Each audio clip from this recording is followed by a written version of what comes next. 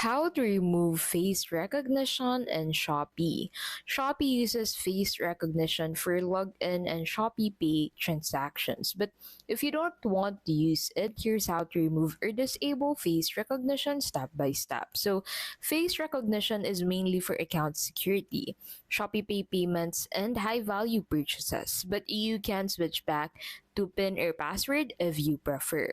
So first and foremost, go ahead and open the Shopee app. So click on the Shopee app on your mobile device, and then from here select Me, and then under the Me section, click on this gear icon at the top right of your screen at the left side of the cart icon. Now from here select Account and Security, and under Account and Security, you'd be able to find this Face ID authentication. So simply disable this. Toggle off face recognition or biometric login, and Shopee will now use your Shopee Pay PIN or password instead. And that is how you can basically remove face recognition in Shopee.